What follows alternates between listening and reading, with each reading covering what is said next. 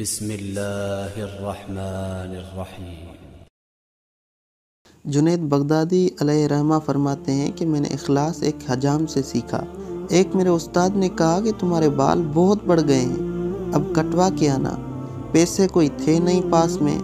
حجام کی دکان کے سامنے پہنچا تو وہاں گاہک کے بال کاٹ رہا تھا۔ انہوں نے عرض کی، چاچا اللہ کے نام پہ بال کاٹ دو گے؟ یہ سنتے ہی حجام نے گاہک کو سائڈ پر کیا تو کہنے لگا، پیسوں کے لیے تو روز کاٹتا ہوں، اللہ کے لیے آج کوئی آیا ہے۔ اب ان کا سر چوم کے کرسی پہ بٹھایا، روتے جاتے اور بال کاٹتے جاتے۔ حضرت جنید بغدادی نے سوچا کہ زندگی میں جب کبھی پیسے ہوئے تو ان کو ضرور کچھ دوں گا۔ عرصہ گزر گیا، یہ بڑے صوفی بن گئے۔